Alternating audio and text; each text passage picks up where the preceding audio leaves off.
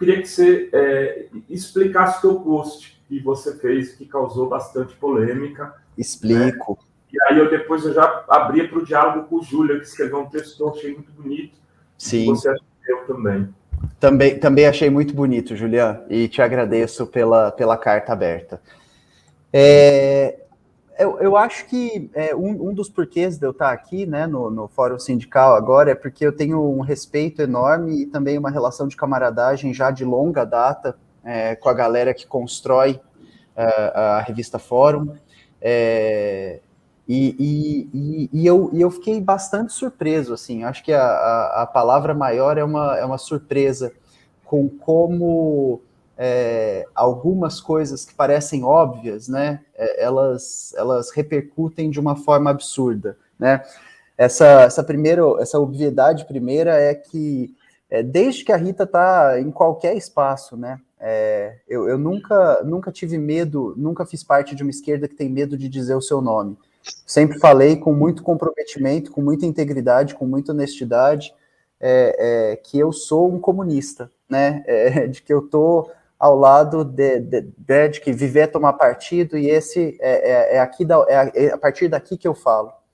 E de alguma forma muito maluca, as pessoas receberam, algumas pessoas, isso é sempre importante salientar, receberam com muito choque, com muito sobressalto, o fato de que uma comunista votaria no Partido Comunista no primeiro turno. E aí, esse post que eu fiz é um post sobre da gente nunca se dar por satisfeito, da gente sempre ter como horizonte o que é chamado de impossível, de entender que política, né, a política real, mas a teórica também, é o campo da disputa, né? E de que, da mesma forma que não faz nenhum sentido que a gente fale, vivemos um momento periclitante, vivemos um momento de absurdo, vivemos um momento de crítica, portanto, nos privemos de refletir. Essa frase não faz sentido nenhum. É exatamente nos momentos mais absurdos, mais críticos, que a crítica deve ganhar seu espaço. É exatamente nesses espaços que a gente tem que estar aberto, né, para discutir, para debater, em especial, porque a gente vive um tempo marcadamente de apagamento das diferenças. E esse é o germe principal do fascismo. Se a gente entende o fascismo como um sistema que organiza afetos e efeitos políticos, o afeto é o espaço do apagamento da diferença. É onde o diferente precisa ser assassinado.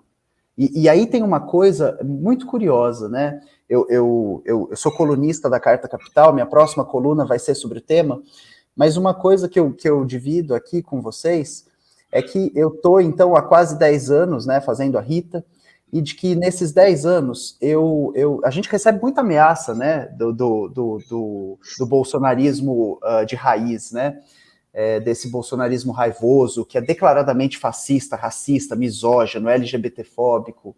Só que tem uma coisa curiosa na minha trajetória, né, ameaças declaradas, assim, com descrições de crueldade, de como eu seria estuprado e assassinado, eu recebi 2 vezes na minha vida.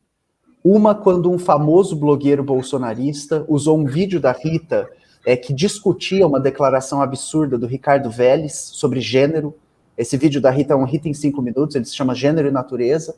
E agora, né, por uma parte da militância do PT, né, e depois alguns amigos que estão muito mais inteirados sobre o funcionamento, né, da divisão de tarefas e tal, me mostraram que muitas das páginas que estavam incitando ódio eram páginas da construção, né, o que pertenciam a pessoas que estão diretamente ligadas à construção da campanha.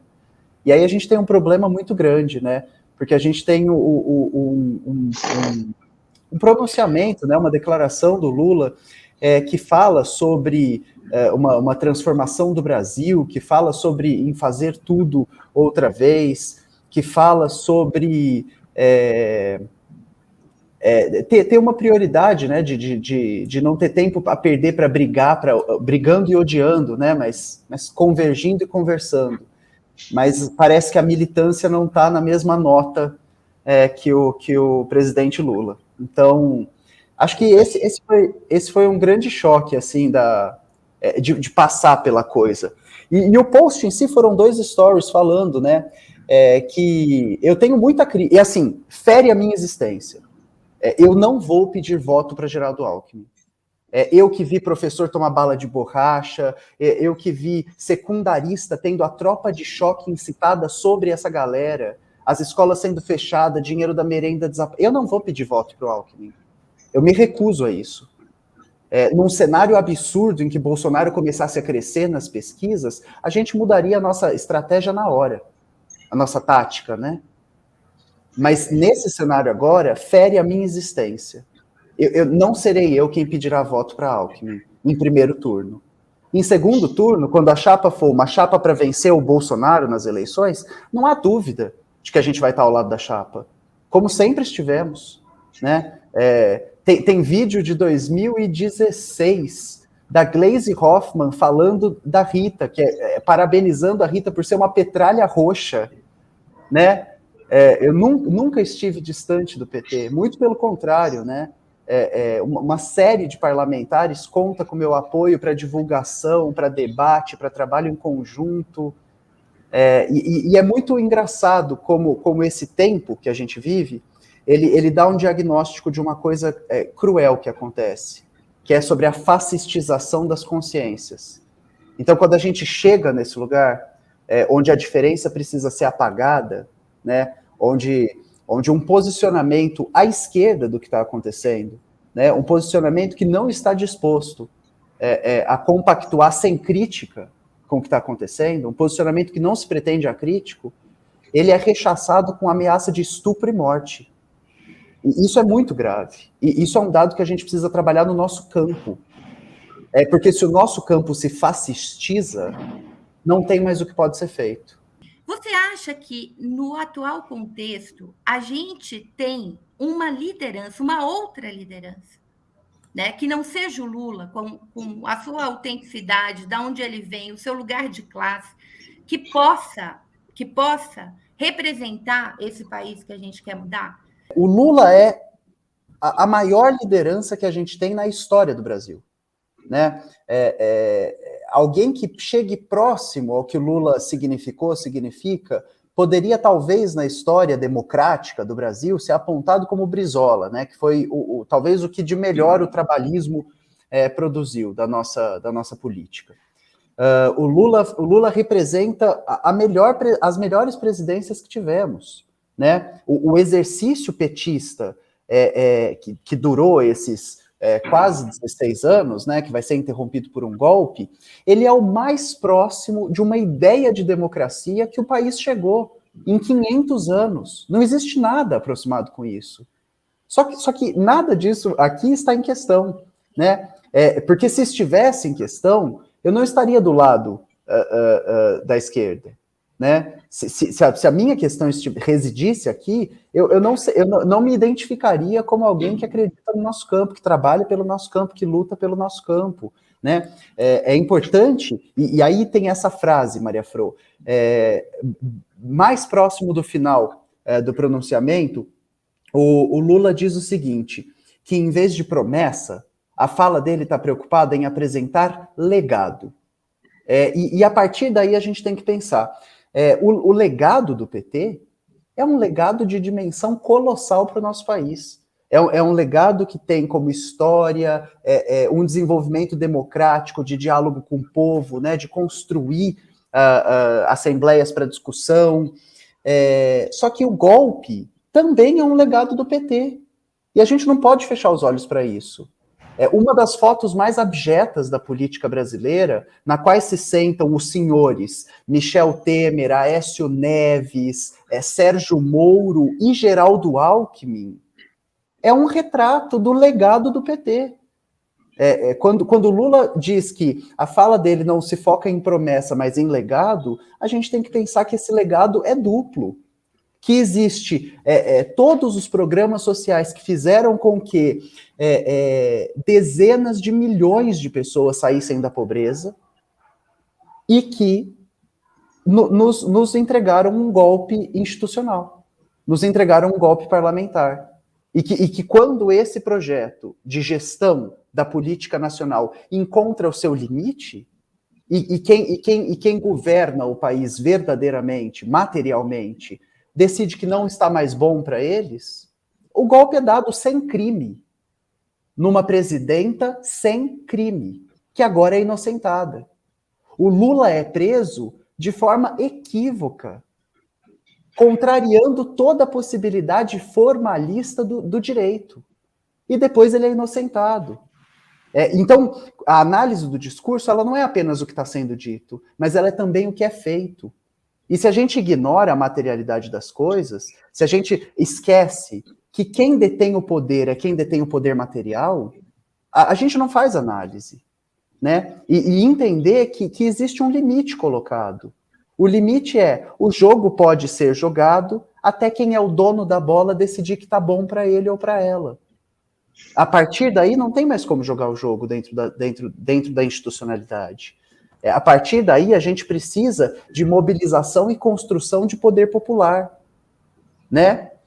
A jornada do PT é uma jornada maravilhosa dentro das possibilidades que estavam colocadas. Mas por que é que a gente não conseguiu povo na rua para barrar o golpe na Dilma? Por que a gente falou com tanta convicção que os fascistas não passarão e eles passaram? Por que a gente bradou com tanta certeza que não ia ter golpe e teve? É porque esse legado, ele também deixa um legado de despolitização. Por que a periferia não votou no Haddad? Por que a periferia votou no Bolsonaro? Então, tudo isso também é legado do PT. Só que é o legado negativo, né? Dialeticamente, a gente tem que olhar para as duas partes. É o melhor governo que foi feito durante a democracia nacional e ele está repleto de apontamentos críticos que têm que ser disputados à esquerda, que não podem ser disputados à direita, né? Então, eu acho que esse é o primeiro ponto da minha fala. Que a minha análise ela está absolutamente centrada também numa dessas falas conclusivas do pronunciamento do Lula, que é quando ele diz que essa fala não se pretende apresentar nenhuma promessa, mas um legado. E aí a gente tem que olhar para esse legado da conciliação, do acordo, né? E a gente não pode aceitar, é inaceitável que a gente diga que agora Geraldo Alckmin é nosso camarada, sendo que até 2018 a gente o chamava de fascista. Então, o que é isso de se aliar com um fascista para derrotar outro? O Lula tem 76 anos de idade. Deus permita que ele viva muitos mais anos. Mas qualquer coisa que acontecer com o Lula, o presidente do país será o vice. E aí a gente não pode abraçar essa chapa de forma crítica. Sob hipótese alguma. A gente tem que apontar para essas contradições. Senão a gente deixou de discutir. Né? Senão a gente está tratando política como se fosse time de futebol, para quem a gente torce. E a gente tem que torcer para a vitória da classe trabalhadora organizada. Qual a melhor forma de incidir para que o futuro governo Lula seja melhor, seja mais avançado, né? Por exemplo, nós construímos uma política LGBT no governo Lula, mas, né, quando veio o governo Dilma, tivemos atraso. Né? Nós queremos muito mais, né? Acho que mais, mamãe, mais, eu quero mais. Eu acho que essa é nós temos muito acordo no diagnóstico. Acho que todos que estamos aqui nesse debate com o que Guilherme faz. A questão é o que fazer com esse diagnóstico. Acho que a nossa divergência está aí. Não me parece que... qual é o projeto, além da autoconstrução que é legítima, de um partido ultraminoritário, traz a candidatura da Sofia, do Leonardo Péricles ou da Vera, né? PSTU, PCB e o P. O que eles trazem para o debate? Acumula o quê jogar água nesses 3 caminhãozinhos? Talvez você não tenha percebido o teu tamanho e o impacto que teria a tua declaração, né? Enfim, eu queria que você pensasse um pouco por que votar no Lula e vir para a campanha do Lula, tua voz será amplificada, inclusive nas críticas, do que ficar por fora falando, no primeiro turno eu não vou votar. Mas é uma diferença tática que eu queria conversar com você. Não tem como o Lula acabar com esse 95 se a gente não tiver 350 deputados. Não tem como a gente não assegurar que vem um novo golpe se a gente não eleger na esquerda 180 deputados. Para mim, neste contexto que a gente está vivendo, a principal eleição é a do Congresso. E a galera fica muito na eleição presidencial e não olha, não faz conta. Começar do fim para o começo, né? Esse ponto que a Maria Fro traz é de que a gente tem que estar focado de que os nossos esforços principais são sobre a ocupação do legislativo também, né? De que o executivo ele tem um papel primordial na execução das políticas públicas e na formulação dos ministérios que vão ajudar nessa formulação e nessa execução de políticas públicas, né? Então, a nossa cobrança com relação ao Poder Executivo é de que a gente quer ouvir o Lula falar sobre um super ministério dos povos indígenas. Essa é uma das nossas maiores necessidades. Esse é um assunto que aparece na fala dele, quando ele fala sobre soberania e preservação do território nacional. Hoje, essa é talvez uma das questões mais urgentes do nosso debate, né? A gente não pode esquecer da fome, não pode esquecer da miséria, né? Não pode esquecer que a gente está falando a partir de um país em ruínas, né? 6 anos de bolsonarismo e do golpista Michel Temer destruíram, arruinaram um projeto de civilização que a gente tinha no nosso país. É um projeto frágil? É um projeto frágil. Por que a gente não fala sobre democracia, mas a gente fala sobre a tentativa de um exercício democrático, né? Por que a gente critica a ideia de um Estado democrático de direito? Porque quem mora na favela sabe que não existe, nunca existiu. Quando a PM entra atirando, quando ninguém precisa de mandato, quando as vidas que não importam são sacrificadas, a gente sabe que não dá para falar em Estado democrático de direito na periferia do capitalismo. Isso é uma ilusão, né? Não dá para falar em democracia, o Brasil é uma democracia. Não é e nunca foi. Quando a gente vê a máquina passando por cima das vidas, a gente fala, não é, né? Tem uma frase do Walter Benjamin, que é um pensador da escola de Frankfurt, que ele diz o seguinte, o Estado, né, o estado de exceção é a regra. E essa frase é para que a gente tente pensar essas coisas, né? Como é uma democracia se tem mais gado do que gente no Brasil e a gente está fazendo fila para pegar osso? Como que é uma democracia com essa concentração absurda de terra? Como que é uma democracia quando os povos indígenas estão sendo sacrificados, os povos originários, os verdadeiros donos da terra, né?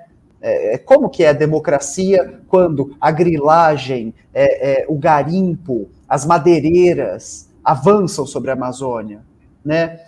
Destroem os territórios dos povos originários, destroem as vidas desses povos. Uma comunidade de mais de 25 pessoas precisa se foragir, né? Precisa desaparecer para permanecer viva. Uma menina Yanomami vai ser estuprada e assassinada por garimpeiros. Então, esses são os desafios de a gente pensar um país de dimensão continental, né? E aí, estou tentando voltar a partir da Maria Fro, quando a gente assume compromisso de que não há poder executivo que consiga levar a cabo seu projeto de governo sem respaldo majoritário do legislativo, né? E a gente ainda tem uma questão a ser discutida, que é o judiciário. Mas essa questão é menos democrática do que as demais, ou tem menos participação popular. Então, sim, Maria Fro, sem sombra de dúvida, um dos nossos focos é construir alternativas mais à esquerda para os cargos de Senado, para os cargos de deputados estaduais e deputados federais. Né? A gente precisa fazer isso, né? Para que a gente possa efetivamente cobrar os nossos poderes executivos de governo e de federação. Então, os governadores do estado e a presidência da República. Voltando para a fala do Julian, Julian, os 2 stories que eu fiz, o que eu digo é que eu estou declarando apoio a Sofia Manzano, do PCB, de que em primeiro turno meu voto será esse, agora, né? A conjuntura vai se apresentar. Se a eminência de uma tentativa de golpe institucional acontece, pode ser que o PCB mude a sua postura, né? Pode ser que a tática mude, a estratégia é a mesma. Qual que é a estratégia? A estratégia é derrotar o bolsonarismo, né? Que não está contido em uma vitória eleitoral nas urnas sobre Bolsonaro. Então bolsonarismo... você pode mudar o seu e votar no Lula no primeiro turno. Quê? Você pode mudar e votar no Lula no primeiro turno, você? Bom, depende de como essa disputa vai acontecer. Tem uma coisa que eu estava falando com Maria Fro quando a gente primeiro conversa no WhatsApp, né? Sobre, e também isso aparece na carta aberta do Julian, sobre um convite a fazer essa disputa de forma interna, né? O que eu acho que é um convite dos mais generosos e bacanas possíveis, mas que, a partir da minha integridade, o que eu preciso colocar eu não estou construindo o PT internamente, né? Eu trabalhei junto de algumas correntes do PSOL e eu trabalhei junto de algumas células do PCB. E aí, falando, né, sobre o segundo turno, de forma alguma, é inconcebível que alguém que pensa esquerda vai estar de outro lado que não seja o do MST, de outro lado que não seja o da APIB, de outro lado que não seja o do MTST, de outro lado que não seja o da CUT, né? A gente nunca vai se posicionar contrárias a essas instituições. O que a gente vai fazer é a construção crítica delas. Mas como estes grupos, estes movimentos sociais, eles colaboram com a construção do PT, a disputa interna, e da forma mais legítima, é feita por essas instituições. E como eu não estou interno a elas, né, eu já dei aula na escola de formação do MST, eu estou sempre trabalhando junto com o coletivo LGBT do MST, eu estou sempre trabalhando junto com os movimentos da cozinha popular do MTST aqui em São Paulo, eu estou sempre divulgando as ações, sempre ajudando a que elas ganhem, né, mais corpo, que as doações sejam feitas. E aí eu estou voltando para a questão do Julian, sobre qual seria a possibilidade, né, de uma outra... Qual seria a possibilidade de um voto numa outra liderança? E aí depois eu vou falar sobre o que você, né, coloca sobre o sectarismo nas suas palavras, né, de quinta coluna do PSTU. Em primeiro lugar, quando a gente pensa sobre essas lideranças, bom, mas para que serve, então, votar numa... A gente tem que lembrar que quando a Luciana Genro lançou uma candidatura pelo PSOL à presidência, ela vai ter menos votos do que o número de pessoas que vão na parada LGBT de São Paulo. E ela era a única candidata que falava sobre pessoas trans. Ela era a única candidata que falava sobre direitos LGBT nos debates eleitorais. A única. Então, para que a gente votou? Para que eu votei na Luciana Genro no primeiro turno e na Dilma no segundo? Nessa eleição? Porque o voto em primeiro turno, ele demarca uma posição. o voto em primeiro turno, ele ajuda numa construção. Se a gente compara os votos da Luciana Genro com depois os votos da candidatura do Boulos, a gente vai ver um aumento. A gente vai construindo uma coisa para que ela aconteça no futuro. Né? É um devir, é uma coisa que vai ser construída. Voltando para a nossa questão. Por que eu declaro apoio na candidata do PCB no primeiro turno? Porque esse é um projeto que eu quero ajudar a construir. Isso me impede de ajudar a construir o projeto do PT? Diretamente, simultaneamente, sim. Mas posteriormente, não. Que é exatamente isso que eu falei, né, no início, quando a gente fez o primeiro turno de fala. Eu sempre votei no PT. E eu sempre estive ao lado do PT. Quando houve o golpe, a gente estava na rua. Para os viras-votos, a gente estava na rua. Na vigília do Lula, eu estava dando aula em Curitiba, enquanto ele estava preso. Então, todo esse ponto, a gente está junto, né? Golpeando junto, às vezes marchando um caminho separado. Mas o nosso campo tem que ter uma união, né? Uma união de objetivo.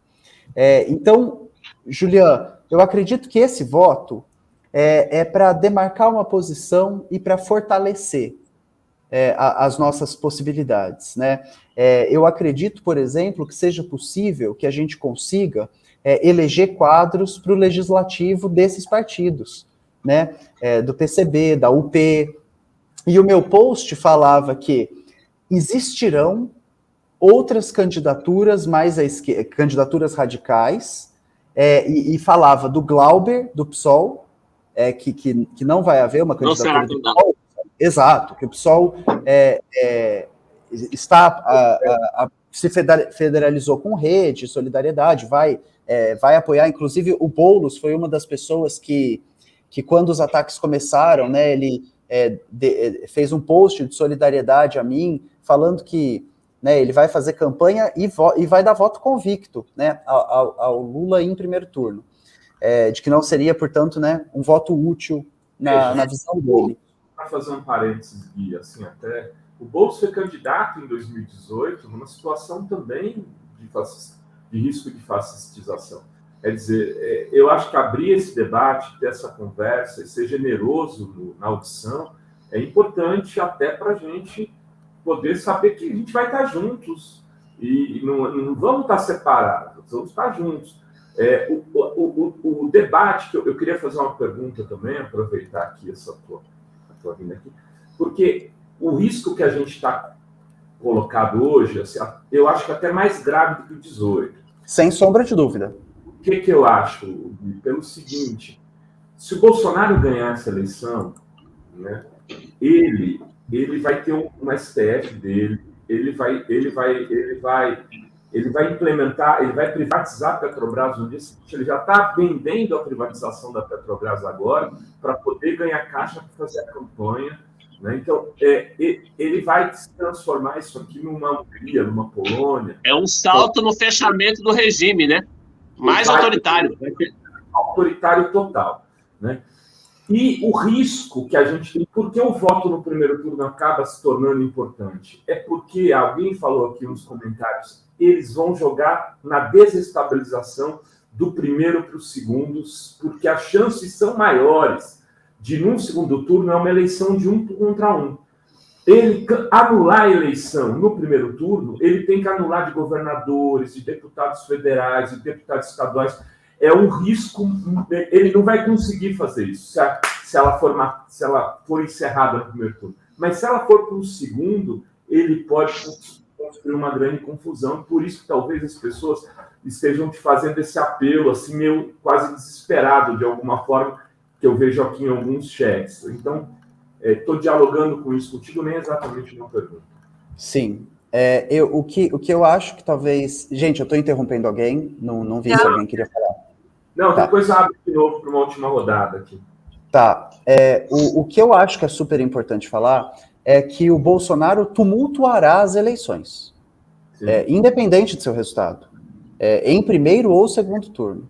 Ele já vem fazendo esse aceno há um bom tempo, as últimas movimentações dele vão deixando isso cada vez mais delimitado, eu acho muito difícil que o Lula seja eleito em primeiro turno, porque isso não acontece no Brasil desde 98?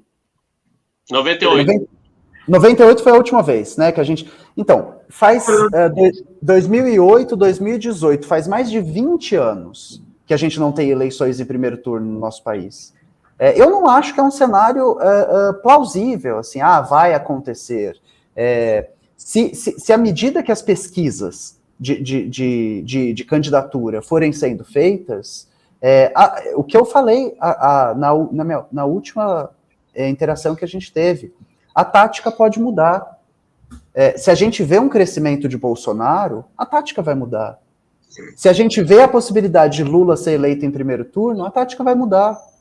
O importante é que a gente não encare processo de disputa democrático como algo dado. Não está dado. Ele é construído. E vai ter disputa e luta até o último instante, né? Depois do último instante vai continuar tendo, né? Se o Lula se elege, a gente vai continuar ao lado dele, fazendo oposição à esquerda ao Lula, né? Vai continuar demandando para que a promessa e o legado aconteçam, para que a gente possa movimentar a educação brasileira num sentido de politização, né? Para que a gente não veja... E aí sobre a eleição de Lula em primeiro turno. Após o primeiro governo Lula, quando ele tinha uma aprovação de mais de 80% do seu mandato, ele não foi eleito em primeiro turno para o seu segundo mandato. Eu acho muito difícil que ele seja eleito em primeiro turno agora. Mas se esse for o cenário que vai se apresentar, ele vai ter o nosso apoio. E eu acho que esse é um ponto, né, central, que essa dicotomia, essa binariedade, ela luta ao lado de tornar as pessoas burras, né? Incentivar as pessoas num pensamento binário. Se você não vota em Lula no primeiro turno, você está dando força à Bolsa. É um absurdo. É um absurdo, né? Porque efetivamente não é assim. Quem acompanha as discussões, quem está por dentro dos debates, sabe que não é assim que a gente pensa, né? Que a gente constrói as coisas e, enfim. Eu até entendo quem fica muito puto, quem fica muito bravo também, sabe, viu, Gui? Porque às vezes tem uma história de vida, de militância, então, assim, às vezes a gente também tem que ter generosidade, às vezes, nessa... Não, eu entendo 100%, né? E eu não apoio o Lula em primeiro turno porque eu tô puto. Eu não apoio o Lula em primeiro turno porque eu me recuso a pedir voto pro Alckmin, porque isso fere a minha existência. Porque eu não vou me prestar esse papel. Porque isso tá para além do que eu consigo fazer. Eu não tenho estômago para isso. Eu não vou pedir voto para maior letalidade de pessoas pretas no estado de São Paulo. Para um homem que tem 3 denúncias no Fórum Mundial contra os direitos humanos, de crime contra a humanidade. Eu me recuso. Eu não vou fazer isso. É contra o que eu posso fazer. Está além da minha humanidade. Eu não vou para além da minha humanidade por nada. Por nada. Agora, ele indo para o PSB, fazendo aquele discurso de lealdade... o PSB da Tabata Amaral? O PSB que está privatizando o metrô no Nordeste? Que ótimo que ele foi para lá. Companheiro Alckmin. Essa é uma pergunta. Olha, o PSB do Márcio França... Eu vou ficar em silêncio obsequioso sobre o tema Alckmin, porque eu já escrevi 2 artigos sobre isso na revista Fórum, então... Eu tô no... Gente... Sabe isso, Júlia? Eu acho que para ganhar tem que ter o Alckmin. Quero dizer aqui claramente a minha opinião, porque as pessoas já apanhei muito aqui por isso. Por exemplo, tinha um amigo aqui... O Rovai me centralizou, me convenceu. Tinha o Jair aqui, que vinha aqui todo dia, eu tô sentindo saudade dele, que era o... Como é que era o apelido dele? Jeca Tatu. Jeca Tatu. Cara, ele queria morrer porque eu falava que achava que tinha que fazer um acordo com a centro-direita para ganhar essa eleição. Essa é a minha opinião. Mas será que o Alckmin é a centro-direita, Rovai? Eu acho que no espectro político brasileiro ele é, Rita. Nossa! O Gui... Eu, inclusive, faço uma autocrítica. Eu errei, e eu chamei o Alckmin de extrema-direita, e olhando hoje para o que é extrema-direita, eu retiro o que escrevi, como diria o Fernando Henrique. Eu acho que hoje... Mas é que mudou o cenário. Isso é sempre uma coisa variável, Rovai. Mas você estava certo lá. E que pode mudar, como a Rita falou. Saulo Cruz, o segundo turno será uma guerra com uma enxurrada de fake news e agressividade dos bolsominions. O primeiro já está sendo, Saulo. Melhor ganhar no primeiro turno para evitar esse risco, é isso? Não é evitar, a gente já está vivendo isso, Saulo. Eu não sei se você acompanhou o começo da live, eu contei para vocês. Eu só fui ameaçado de ser estuprado e assassinado, com a descrição de como eu seria estuprado e assassinado 2 vezes na minha vida. Quando um blogueiro bolsonarista fez uma campanha de ódio contra mim, e agora? A gente está imerso no fascismo. O projeto central do fascismo é chegar no coração e na mente das pessoas. Quando as pessoas fascistizam a mente e o coração, existe pouquíssimo trabalho que a gente vai conseguir fazer. A gente não está correndo um risco. A gente já vive o fascismo. O fascismo é isso que a gente está vivendo. Ele não aparece quando tem um nome numa placa, bem-vindo ao governo fascista brasileiro. Né? Ele acontece quando a Damares consegue tudo que ela conseguiu no Ministério da Mulher e da Família. É um dos ministérios mais eficientes da direita religiosa no Brasil. O fascismo acontece quando a gente tem o exército, as forças armadas consagradas numa santa casta, né? Que pode, e que não causa rechaço na mídia, que pode comprar prótese peniana com dinheiro público, botox, dezena de milhão de real em lagosta, enquanto o povo passa fome. Então, para a galera que fala, quem tem fome tem pressa, vocês precisam cobrar o que está acontecendo agora. Quem tem fome tem pressa. E a gente precisa apontar a contradição de que o PT não foi para os atos de rua. Preferiu esperar a eleição. Não é verdade isso. Discordo, bom, desculpe. Os atos de rua... É bem mais complexo que isso, desculpe. Bem mais complexo que isso. Julian, mas nos atos de rua nos quais eu estava, o PT não esteve. Os petistas estavam lá, eu estava lá, é bem mais complexo, mas enfim, já estamos no final. Mas deixa esse papo, a gente seguirá. Esse pessoal bilionário, esse pessoal do Vale do Silício, eles são protofascistas. São. E a questão, isso tem que ficar claro. E a questão aqui é que, eu acho que nós não temos que ficar discordando de quem tem uma posição efetivamente do nosso lado. O nosso adversário hoje é Jair Bolsonaro. Eu faço de tudo mesmo para compreender efetivamente as diversas posições que estão se manifestando na política e tem críticas justas ou não aos nossos procedimentos. Eu acho que a gente precisa ser amplo no combate ao fascismo. Ainda que eu entenda absolutamente a sua fala, a sua defesa, foi assim absolutamente impecável, permita-me discordar no sentido de que nós temos uma situação absolutamente atípica. E em momentos de situação atípica, a gente precisa, às vezes, tomar algumas decisões atípicas e contrárias, né? Eu sempre me refiro ao quem eu conheci pessoalmente, e que eu nunca entendi, viu, Rita? Eu nunca entendi a posição desse cara, um cara que o Getúlio Vargas entregou a mulher dele grávida, né, para os alemães. E esse cara vem e defende, na verdade, esse cidadão que entregou a mulher dele, esse verdugo, esse bandido. Ele veio defender o Getúlio Vargas e quando ele foi interrogado, ele falou, os interesses coletivos da humanidade são muito maiores do que o meu pensamento individual, né? Então ele subiu no palanque para defender o Getúlio Vargas, né? Estou falando do grande Luiz Carlos Prestes. Então eu acho que a gente tem momentos de excepcionalidade e eu acho que esse momento me parece um. nós irmos para o segundo turno com mais 30 dias de discussão, com 30 dias de agitação, eu acho que isso, e talvez isso seja um fruto de uma ansiedade de todos nós, né, desses 4 anos desse desgoverno. Então é só isso, meu caro, mas queria te falar parabéns, o papel excepcional que você faz em melhorar a cultura desse nosso país tão carente, mas eu acho que a gente não consegue organizar a população, né, para uma revolta popular em tão pouco tempo. Eu acho que esse trabalho que você faz vai render muito, já está rendendo, mas eu acho que a gente precisa do Lula. E mais, só para terminar, veja o poder que um presidente tem, Rita. Veja o que esse Bolsonaro conseguiu fazer, a destruição que esse cara fez. Então, eu acho que esse tem que ser o nosso pensamento. Um presidente tem muito espaço para mudar muita coisa, né?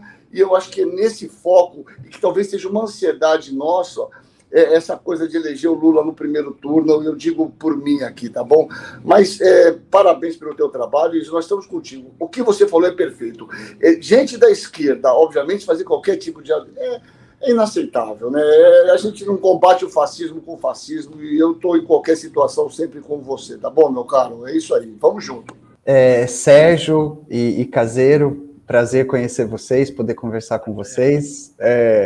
Dria já assistia, Maria Fro é minha prima, a gente vai sair para beber qualquer dia desses, Rovai ainda não tinha batido papo, e Juliana também é prima porque estamos no mesmo campo, então não conta. Mas foi um prazer estar aqui com vocês, foi um prazer poder conversar, debater isso com vocês. Fiz questão, né, essa é a primeira vez, né, que a gente está falando sobre isso, fiz questão de que fosse aqui, junto da Fórum. Também queria ter falado com o Breno Altman, mas não consegui bater a agenda ainda para isso. Enfim, queria só agradecer pelo espaço, pela escuta. Concordo muito com o Caseiro de que a gente depende, né, a gente conta com o Lula. Mas que Lula é um agente político para ser disputado, né? De que a gente não pode contar com ninguém de forma crítica. E isso é o fim da política, né? De que a crítica morra é o fim da política. E espero, né, as cenas dos próximos episódios, nenhuma posição é definitiva. Queria eu ser grande como Prestes, mas não sou. E agradeço muito pelo convite de estar aqui, foi um prazer imenso. Prazer. Guilherme, olha, queria te agradecer em nome de toda a comunidade da Fórum. Foi muito bom estar contigo aqui. Também sou teu fã, queria dizer isso, né, aqui na tua presença. Acho teu trabalho brilhante, de todos os que fazem trabalho pela esquerda, assim, eu acho que é um dos melhores, se não o melhor. Isso aí. E precisa ser respeitado. Te trazer aqui e poder contar com essa nossa comunidade. Teve gente que discordou, mas isso é do jogo, mas a nossa comunidade cada vez me dá mais orgulho, porque ela está disposta a debater e construir conhecimento e cultura e tomar decisões e construir consenso juntos. A gente vai continuar aqui, né, com o Sérgio e com o Caseiro. Eu vou abrir um espaçozinho para a Fro e para o Júlio se despedir também. Quero dizer que eu e Serginho, a Rita já está convidada Guilherme já está convidado sempre.